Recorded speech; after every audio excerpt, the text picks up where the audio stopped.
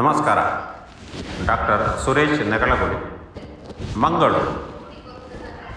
ಒಂದು ಕವಿತೆ. ಶಿರೋನಾಮೆ ಮುತ್ತಿನ ಕತೆ. ಅನಿವಾರ್ಯ ಪ್ರಸಂಗ. ಮನೆ ವಾರ್ತೆ ನಿರ್ವಹಣೆಯ ಭಾಗ. ಜೊತೆಗಿರುವಾಗ ಸಾಲುಗುಂಡುಗಳಂತೆ ಸೋದರಿಯರು. ಶಾಲೆಗೂ ಇಟ್ಟಿಲ್ಲ ಕಾಲು, ಬೇಡವೆಂದೇನಲ್ಲ, ಆದರೆ ಆಗಲೇ ಇಲ್ಲ ಅಷ್ಟೆ.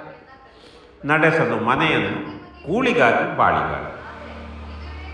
ಅಮ್ಮ ಪೋಣಿಸಿದ ಮಾಲೆ ಮಣಿ ರಾಶಿ ಹೊತ್ತು ಜನ ಸೇರುವಲ್ಲಿ ಒಂದಾಸೆ, ಕೆಲವರಾದರೂ ಮಾಡಲಿ ಖರೀದಿ ಎಂದಷ್ಟೇ ಚೆಲುವೆಯ ದಿನಚರಿ.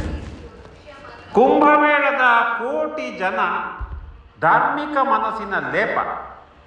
ಅದಕ್ಕೆ ಒಂದಿಷ್ಟು ಮೆರುಗು ತರಬಹುದೇನೋ ಈ ಮಣಿಮುತ್ತು. ಹಲವು ಬಣ್ಣ ಸೆಳೆದು ಕಣ್ಣ ಸೆಳೆದೇ ಬಿಟ್ಟಿತು ಮಣಿಗಳನ್ನಲ್ಲ, ಹಲವರ ಕಣ್ಣು ಬಿದ್ದು ಈ ರಮಣೀಯ ಕಣ್ಣು.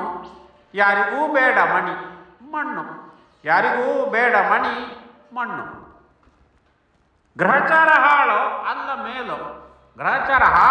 ಅಲ್ಲ ಮೇಲೋ, ನಾಳೆ ರಜತ ಪರದೆಯಲ್ಲಿ ಮೆರೆದು ಮೈ ಮರೆವ ಭಾಗ್ಯ ಪಡೆದು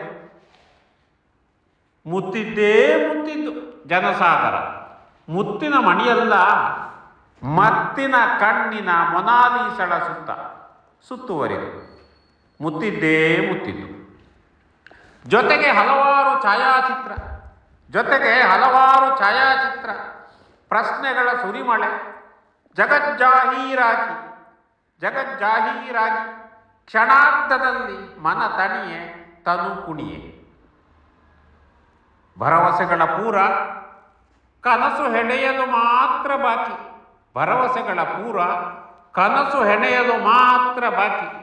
ನಾಳೆ ಹೇಗೋ ಮಾರಲು ತಂದ ಮುತ್ತುಗಳೆಲ್ಲವೂ ಆಗಿ ಬಾಕಿ.